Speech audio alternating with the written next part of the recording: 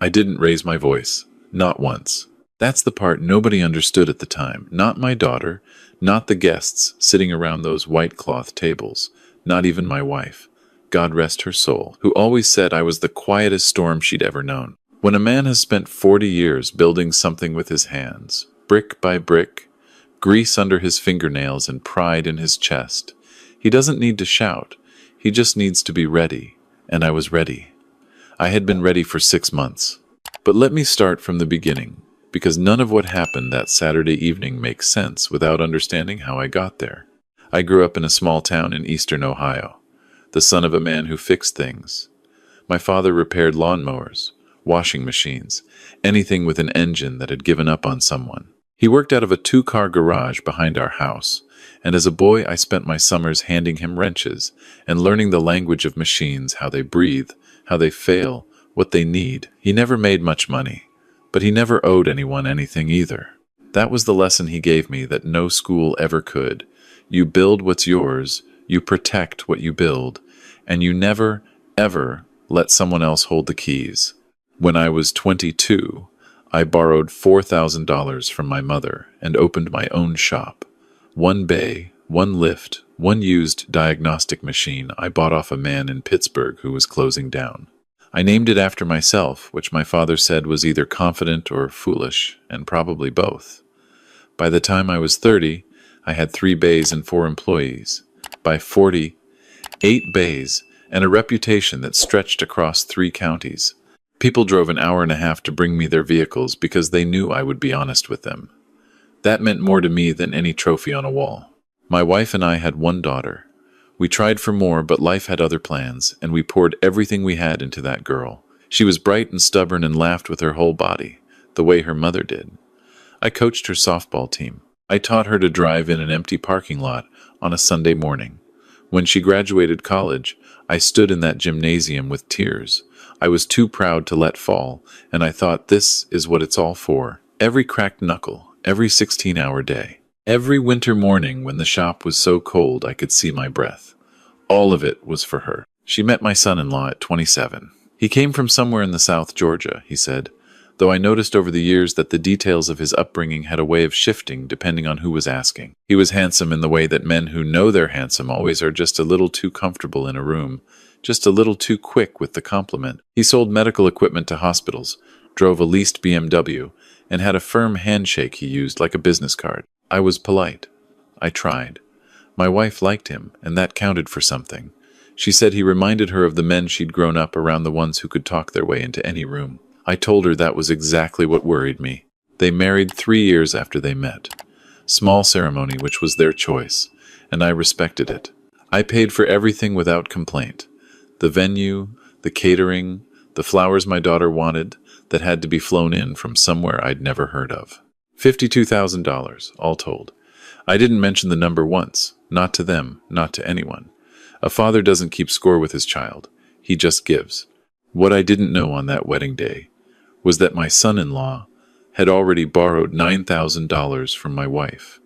Not from both of us, from her specifically. He'd gone to her privately, 3 months before the wedding, with some story about a licensing fee for a new product line he was trying to launch. She'd given it to him out of the household account we shared, and she hadn't told me because she didn't want me to worry.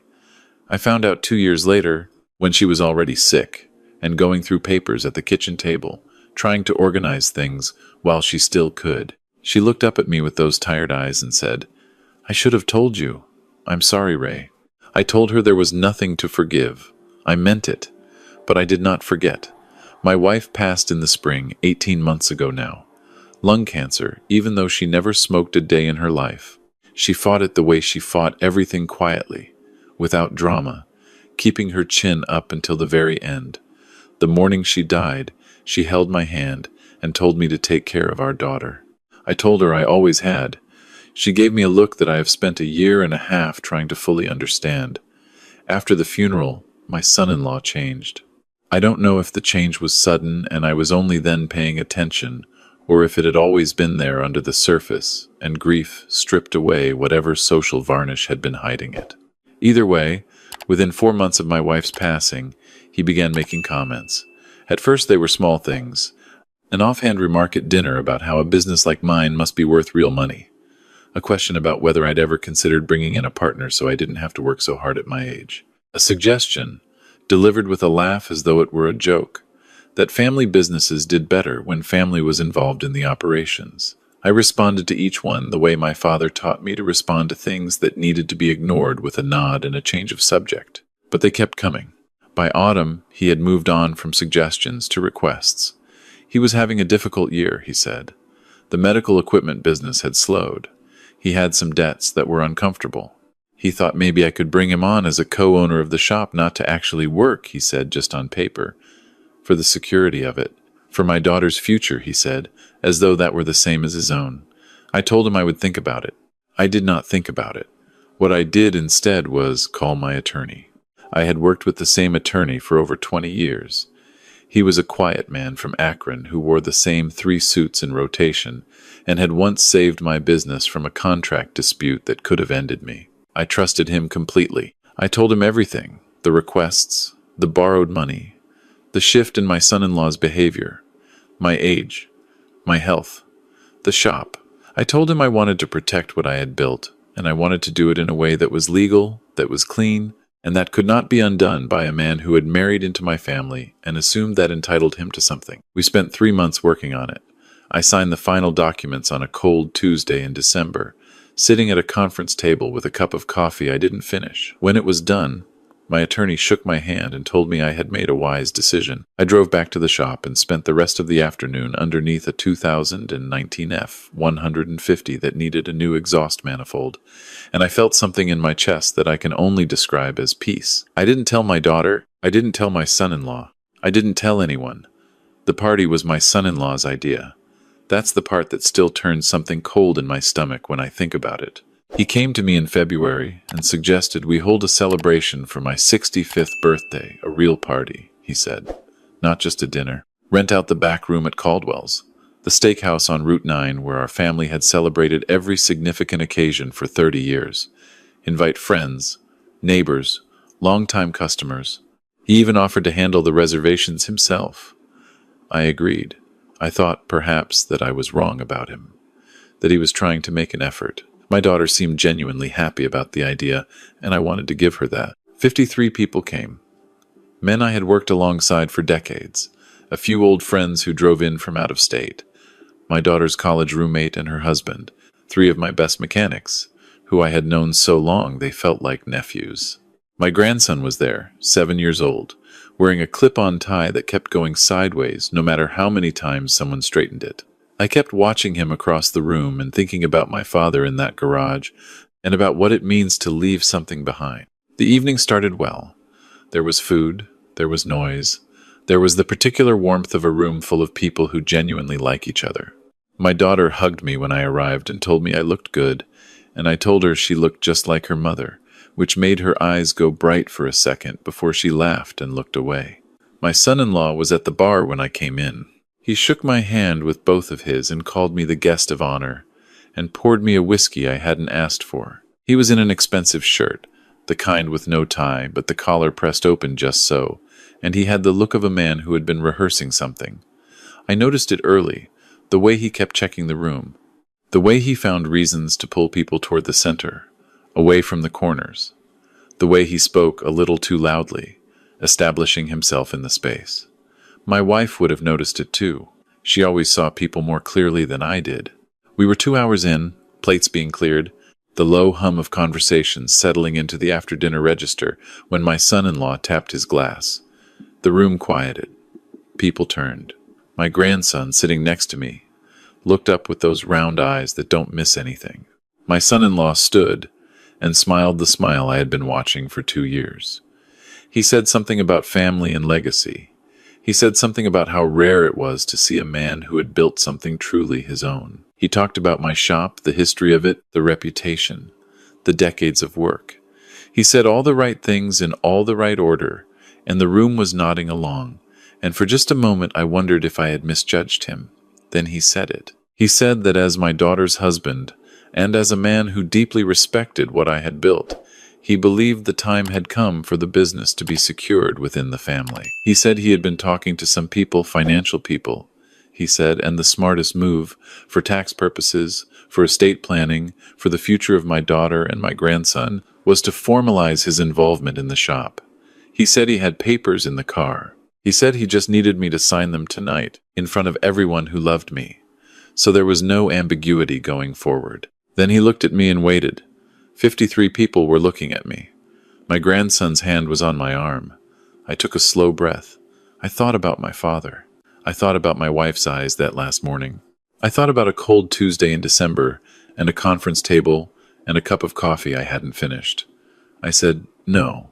Just that. One word. Quiet enough that the people in the back of the room might not have heard it. My son-in-law kept smiling, but something behind his eyes went very still. He said, surely I didn't want to make this difficult in front of everyone. He said he was trying to help me. He said my daughter supported this completely and perhaps she should speak. I looked at my daughter. She was sitting 3 seats down, and her face was doing something complicated, something between guilt and hope, and the particular misery of a person who has been talked into something they knew was wrong. She didn't speak. My son-in-law said my name. Then he said it again, louder. He said that at my age I needed to think about what happened to everything I'd worked for if something happened to me. He said he was family. He said he deserved to know the future was protected. I said, I told you no. The smile finally broke, not into anger, into something colder than that. He leaned forward slightly and said, in a voice that the nearest tables could absolutely hear, that I was being a stubborn old man, and that I was going to sign those papers before the end of the evening, or he would make things very uncomfortable for all of us. The room had gone entirely silent. I looked at him for a long moment, long enough that he started to look uncertain. Then I excused myself from the table. I walked to the back hallway near the kitchen, the one I'd known for 30 years, where they kept the mop closet and the old phone that no longer worked. I took out my cell phone and made a call. My attorney answered on the second ring, even at that hour, even on a Saturday evening, because that's the kind of man he is, and because I had called him 3 days earlier to tell him this evening might happen. I told him what had just occurred. He said he would make 2 calls of his own. He told me to go back to my party. I went back to my party. My son-in-law was standing near the bar. He started toward me when he saw me return. That cold expression reset back into the reasonable man's smile. He said he hoped I'd had a chance to think clearly. He said we could step outside and handle this like adults. He said the papers were straightforward. He'd had his own attorney look at them. I sat back down next to my grandson, who leaned against my side without saying anything. I told my son-in-law that he could keep his papers. I told him that the shop, the building, the equipment, the accounts, the name, and every other thing I had spent 40 years building had been transferred into an irrevocable family trust 6 months ago. I told him the trust was administered by my attorney and structured specifically for the benefit of my grandchildren. I told him that no living person, including myself, could sign over any portion of that trust to an individual outside it. Not tonight, not ever. I told him that the $9,000 my wife loaned him in good faith, which he had never repaid, had been noted in full in the trust documentation as an outstanding debt against any future interest he might claim through my daughter. And then I told him that my attorney was currently on the phone with a colleague who specialized in financial fraud, because 3 of the financial people my son-in-law mentioned had been contacting my longtime customers over the past month, apparently under the impression that a change of ownership was already underway, which had caused 2 of those customers to call me in confusion and concern. He stared at me. The reasonable man's smile was completely gone now. His face had gone through 3 different colors in about 10 seconds, and his hands, I noticed, were not entirely steady. He said I was lying. He said I was making things up to embarrass him. I said I was 65 years old, and I had never lied to a room in my life, and I wasn't going to start on my birthday. He turned to my daughter. He said her name in that particular way, the tone I'd heard him use before, the one that expected her to fold. He told her to say something. He told her this was her inheritance too. He told her that I was destroying their future out of spite. My daughter looked at him for a long moment. Then she looked at me. She said, "Dad, I'm so sorry." She wasn't talking to me about the trust. She was talking to me about all of it, about the months she had spent listening to him, about the conversations she'd had behind my back, about the look on her face when he made his little speech. And she'd sat there and said nothing. I could hear all of that in those 4 words, and I knew she could hear that I heard it. I told her there was nothing to apologize for tonight. We would talk later. My son-in-law left Caldwell's at approximately 9:15. He did not say goodbye to anyone. I watched him walk out through the side door and thought about my father again, about what he would have made of all this, and I think he would have said that some lessons can only be taught by letting a person walk into the thing they were warned about. The rest of the evening was quieter than it had been before. Not uncomfortable quiet, more like the quiet that settles after a storm has passed and you realize the house is still standing. People came to me one by one. Old friends, long customers, men I had worked with for decades. They said things that were generous and kind. My head mechanic, a man who had been with me for 19 years, shook my hand and told me I was the best man he'd ever worked for, and I had to look at the ceiling for a moment to hold myself together. My grandson fell asleep against my arm somewhere around 10 o'clock, his clip-on tie fully crooked by then, and I sat there in the warm noise of the restaurant with his small weight against me and thought about trust documents and conference tables and what it means to be prepared. In the weeks that followed, the story sorted itself out the way these things do when the truth has the patience to wait.